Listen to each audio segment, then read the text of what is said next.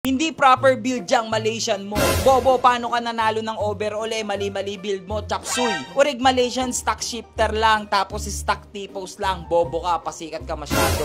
Wow! Sorry na kung para sa'yo, bobo ako. Pero quick recap lang tayo, nasa Malaysian industry na po ako. Way back 2023 pa lang. Inaamin ko naman nung mga panahon na yon, talagang inaalam ko pa or kinakabisado ko pa ang isang Malaysian concept. Pero dumaan ang mga panahon, inaral natin at lagi tayo nakikipag-usap sa mga judge. Lagi ako nagtatanong, paano nagiging overall itong si ganito? Paano nananalo tong si ganito? Paano naman naka-execute ng maganda ito? Paano naman yung ganito? Mahilig po ako magtanong at mag-research. Sa panahon ngayon, kung puro paniniwalaan mo lang yung sinasabi ng iba, delikado ka. Paano kung mali ang sinasabi mo? Mas maganda talaga meron kang sariling research. Kaya nga tinawag ng Malaysian concept ginagamit sa Malaysia or Malaysian brand. So pag ginagamit sa Malaysia, automatic yun, pasok yun sa Malaysian concept, bobo. So hindi ko na masyadong patatagalin ito para sa mga gustong maging malawak ang kaalaman pagdating sa Malaysian concept, ipapaliwanag ko po sa inyo lahat ng alam ko lang po. Ulitin ko, lahat ng alam ko, kung may mali man ako, pwede nyo i-comment dyan sa baba at tatanggapin ko po yun dahil willing po akong tanggapin yung mga pagkakamali ko. So tara! Hi ngani! Tapos kay Lucy, si kumpare naman ang nilait. Wala daw sa proper build yung motor natin. Sa Malaysian wait lang. Wala sa proper. Tapos dalawang trophy overall. Ay, sige. Paano ito kasi hindi naman lahat ng viewers magigets ito. Pero para meron kayong idea. Yan. Ito si kumpare. Ayan. Yan, Pakita mo muna ang montage.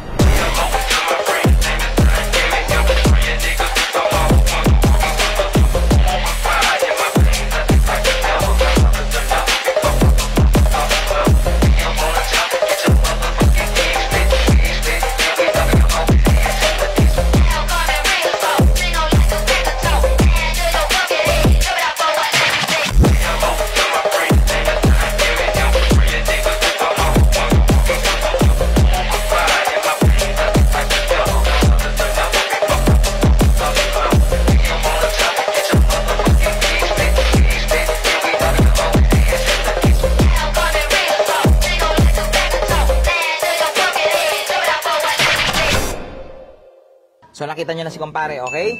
So ngayon, ito breakdown tayo ng pyesa. Paano hindi naging proper build ito ng Malaysian concept? Okay? Porque trader. Kasi alam naman natin pag Malaysian, sniper. Ang raider nagpupumilit lang talaga sa eksena. Totoo naman yon. Wala naman akong doubt doon, pero parang tabingi yung Hindi nga proper. Hindi nga proper, boy.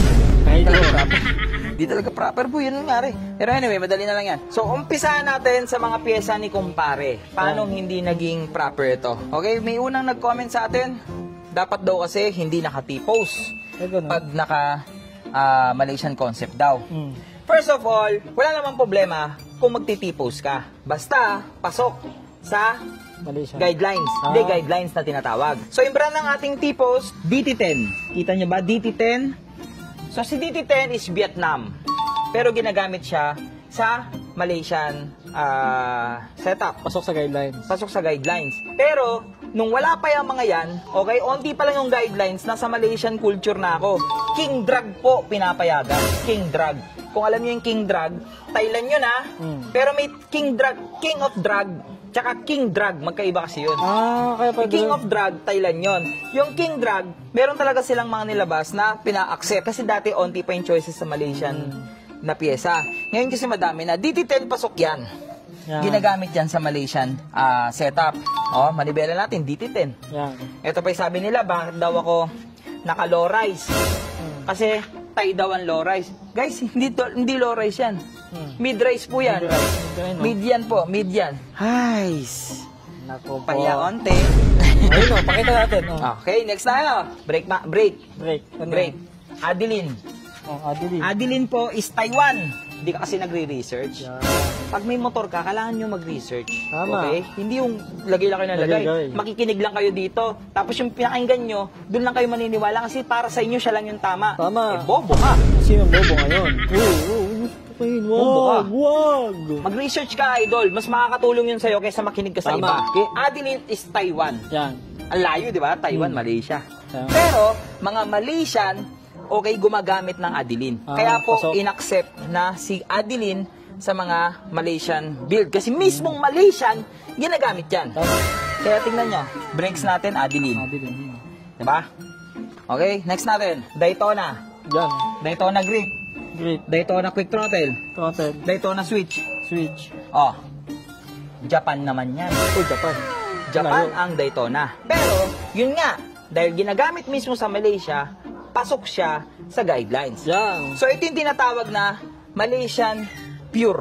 Yan. Pure. Kumbaga, purist. Expert kung tawagin nila. Kasi may Malaysian Non-Pro, Malaysian Expert, tapos Malaysian Pro. Pero minsan, may mga show kasi na walang expert. Malaysian Non-Pro, Malaysian Pro. Automatic po, itong motor na to, maaakyat po sa Pro. Ganun siya. Wala utak. Next natin, BRD. BRD. Ito po, BRD. Yan. BRD radiator. Yan ay wala sa guidelines. Wala. Sa totoo lang. Wala. Pero, pinapayagan yan sa show dahil wala naman pong radiator na nilabas pa. Pang Malaysian. Pang Malaysian. Yan. Maliban sa Dyno Pro Tama. and UMA. Pero wala silang pang Raider. Yun Gets lang. mo? Oo. So ngayon, ina-accept si BRD. Pero sa totoo lang, BRD is a Thailand brand. So hindi siya pasok. Pero, Acceptable. in-honor. Kasi wala pa sa ngayon na lumalabas na brand para sa Raider. Pero kung naka-NMAX ka, tas Aerox ka, tas Sniper, tas naka-BRD ka, X yun. Kasi may nilabas na para sa kanila. UMA, Dyno Pro, Yan. may mga nilabas na sa kanila. Gets nyo? Tama. Gets nyo? Next, front shock. Ayun o, tabaki. Tobaki Racing. O sige, kahit i-search mo yan, idol. Saan yan? Malaysia. Malaysia ba yan? Malaysia Ay, brand yan, Malaysia boy. pala Kahit eh. i-search mo yan. Nakikita ko, sabi daw, mutaro daw yan. Bobo sila. Dyno Pro. Mga Dyno Pro natin. Dyno Pro, Dyno Pro, Dyno Pro, swing arm. Dyno Pro, Dyno po, yan o. Dyno Pro swing arm, Dyno Pro, This. disc. Abangan nyo po yung Dyno Pro na front disc shock natin. Papalitan rin tayo. So, ito po is Malaysian. Kumbaga sa JRP, Ayun yun. Thailand, di ba? Matic na yun, Thai concept yun. Dyno Pro, Matic yun, Malaysian concept. Yan. Yun siya. So next natin, Mags. X-Mod. Ito. Sobrang rare na yan, idol. Idol, Sobrang sa rare na baon yan. mo Kung may makikita mahanap ka pa niyan, promise kulay itim na lang makikita mo. Wala na pula. Kurig pong pula to. Kaya ako kahit may gasgas na to, hindi ko binibitawan. Hindi niya bibitawan. Pero, kung may naka-KZR na Mags, tatalunin ako nun. Kasi, custom hub na yon. Ang Malaysian po kasi, mahilig sila sa custom hub. Kung hindi nyo po maintindihan yung sinasabi ko, mag-research na lang po kayo. Custom hub, ito po yun. Yan, dito yan. Parang palit na po dito, tapos wala na pong plunge. Plunge, Rekta na yung kadena Dun sa Mags. Mags. Proper build ng Malaysian pala, 4-pot ang harapan, 4-pot, 2-pot ang likod. Pero kung naka 4-pot ka rin, Pwede. mas advisable. Kasi sa Malaysia, loaded ang mga motor. That's why nag-upgrade sila ng mas malakas na preno. 4-pot, 4-pot. Okay. Ganun talaga. Next natin, mga Racing Boy. Okay, racing boy. Eto, RCB, sharp. RCB, Racing Boy. Racing Boy is Malaysia. Matik na yun. Alam Sa mo Malaysia yun eh. Matik yun. Matik yun. Pasok ang Malaysia sa purist. Next natin, shifter daw. Sabi daw yung shifter ko daw. Ang Malaysian concept daw talaga dapat hindi nag-shifter. Ay, ganun. Hindi nag-shifter. Ba? Huwag kang tanga. Rapido. Rapido. Rapido yan, boy. Pang raider. Ikaw na lang mag-search, idol. Saan yan? Tapos ikaw na lang po ang sumagot sa sarili mo kung hindi pang Malaysian yan. Kasi Malaysian brand yan. Tama. Paano hindi papasok sa Malaysian concept kung Malaysia brand? Tama. Carbon. Carbon. Wala na yan. Aesthetic mo na yan. Nasa sayo na yan. Pintura, nasa sayo na yan. Yan. All-ins.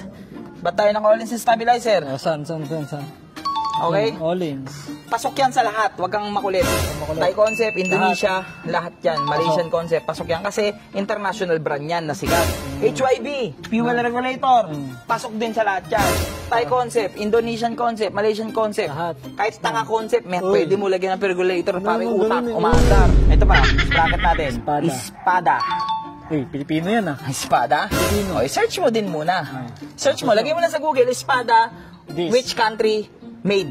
Or which country we're Baka from? espada lang ba? Sword. Espada. Hindi, lagay nila. Basta yun, bahala na kayo mag-research. Malaysian brand yan. Ha? Kaltokan ko yung bungo mo. Oh. Tingnan mo yung logo. Ano yan? Kita mo yung logo? Oo, kita. Pro Taper. Ha? Pro taper. Malaysian pa rin. Nakagupit eh. Pro taper yan ba? Yung taper, iba yung taper, paint taper yung sinasabi mo eh. O ngayon, titanium, P-titanium, ginagamit sa Indo concept, Tay. tsaka sa Thai, hindi masyado. Indo, Malaysian, pasok yan. Ay, o ano pa? Ano pa pwede? O ngayon mo sabihin sa akin hindi proper yan. Yung ka magsalita ngayon. Ngayon nga magsabi dyan kung anong hindi proper yan. Kasi kung lahat yan ay titignan mo, wala kang makikitang pyesa ko dito bukod sa BRT. Oo. Na sinabi ko naman na inaamin ko na hindi pa talaga yan in-acquire. Pero yung mga judge, pinupuntosan na rin yan dahil nga wala pa naman ng BR radiator para sa Raider F5. Tama. Wala pa. Boy, yung ano, gas tank. To be honest, inaamin ko, hindi yan ino-honor sa Malaysian concept. Yung Naka-alloy gas tank. bawal yan. Hindi naman bawal, pero hindi ino-honor. Kahit DT10 yan, hindi ino-honor. Pero dito naman eh. Which is, mas ganda pa rin stock. Yan. Crankcase, marami nagko-comment, ba't hindi tayo mag-CNC crankcase? Wala daw tayong pambiling CNC crankcase. Gusto mo sampaligatan ng 10 pirasong CNC crankcase? Wag. Magkano ba yun? 85,000? Bumili ka nga 10 isa. Gawis kami din. Tapos itapon mo lahat. Pambala lang kung sino pong... Idol, may pambili tayong CNC crankcase. Kaya ko bumili nun, guys. Hindi naman sa nagyayabang ako. Pero hindi kasi papasok sa konsepto ng Malaysian concept. Dahil ang mga CNC po na nilalabas po pang Raider F ay puro pang Thailand. Kay Rowan, Thailand. JRP, Thailand. APR, Thailand. PPR, Thailand. TRC, Ano ba? may mga show na hindi ino-honor si TRC. Okay. May mga show na tinatanggap na si TRC. Hindi pa kasi ganun kaano si TRC. Sa experience ko ito experience ko lang. No brand wars, ayoko ng gulo ng ano. Na experience ko lang po, tinalo ko yung straight TRC sa show. Ito pong build kong to. Yung kalabang ko, straight TRC. Yung judge po kasi, hindi ko napapangalanan yung judge, basta yung judge kasi, hindi pa nila ino-honor sa Malaysian culture talaga. Yung TRC. Okay, yung TRC. Pero, malapit na. Oh, yun na. Kasi dumadami na po yung mga nag-honor sa TRC. Kasi, nagkakaroon na ng straight TRC build eh. Nagkakaroon na. Tsaka kasi si TRC, Kompleto. may TRC talagang mali siya. Ay, we. Bigyan ko na naman ngayon ng bigyan ko na naman ngayon ng trivia. 3 klaseng TRC. Yung TRC na nakay Rowan, Thailand yun. Legit Thailand yun. Yung TRC naman nipis yung logo, tas yung nakay Reed. Kita nyo yung TRC niya, iba yung logo. TRC maninipis. Legit Thailand po yun. May TRC Tagalog. Yun naman yung TRC natin dito. That's why hindi pa po ino-honor si TRC sa Malaysian show. Kasi po, hindi pa naman po talaga siya ginagamit sa Malaysia. Gets mo? Kasi dito siya, kaya tawag ng iba, TRC Tagalog. Tapos, may TRC Malaysia talaga, na hindi na po natin malaman kung saan po yung mga pyesa na nila. Yung logo naman nila, parang parehas nung sa atin. Mataba yung T, tapos may R, gano'n. Basta gano'n, iba yung ano nila. Kaso ang hirap nang umanap ng mga TRC na yun. Kaya kung meron ka nun, tapos yung judge magaling, puntos yun agad. Puntos yun. Kasi ang hirap nang umanap ng TRC na yun. So, anong hindi proper dito? Ha? Idol, tinuruan na kita. Naging teacher na ako para sa'yo, ha? Idol, hindi porket marunong kang mag-build. Kasi guys, sa totoo lang, sa panahon ngayon, maraming kaya mag-build ng motor. May pera ka lang, kahit ikaw, Paul, kasi may pera ka lang. Bigyan kita ng 1 million ngayon. Bili ka Raider.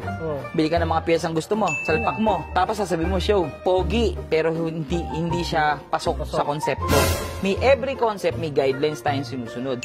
So, kung susundin mo yung guidelines, makakapasa ka. Kumbaga, may chance ka manalo. Tatalunin pa may maraming pera. Tatalunin mo yung maraming pera sa konsepto mo. Tapos, syempre, execution. Execution sa show. Kung paano nyo na-execute yung mga pyesa. Kagaya na lang neto, yung mga ganito, pinupuntasan ng judge. The execution. Di ba yung mga ganyan? Isipin mo, paano dyan napunta dyan. Ganyan. Tapos yung ganyan, yung mga ganito, execution. Meron pa yung mga iba, mas nakakabilib yung iba, yung mga dalawang custom hub, dalawang harapan, pati yung pangharap na gulong nasa likod. Ganun. Tapos yung iba naman, swing arm, converted talaga. Yun, may punto. Malaki po ang puntos nun, guys. Sa show, pag na-execute mo ng maayos yung mga ganun, mas malaki po talaga yung puntos nun. Sobrang laki talaga. Tapos yung mga iba, yung mga ilaw-ilaw. Yan. Dito, sa Malaysian, Indo, ginagamit yun. Pero, hindi masyadong big deal yun. Pero may puntos yun. Maliit lang. Maliit lang. Pero pa na-execute nyo na maganda, malaki po talaga ang puntos nun. Ngayon, alam mo na. Tignan nga natin, maandar pa ba to? Cold start. So yun, hanggang dito na naman yung video natin. Magpapainit pa lang ako ng motor kasi inaantay ko na yung naka-schedule na si kumpare for magpapataon na tayo guys kasi medyo na-break in na natin yung makina ni kumpare. Abangan nyo yun. patono na natin to. Tapos sa mga gusto makarinig ng Unli Bomba, Unli Biga kay kumpare ngayon, dahil syempre, naka-upgrade yung makina yan, no? Yan. Pusuan nyo lang yung video natin.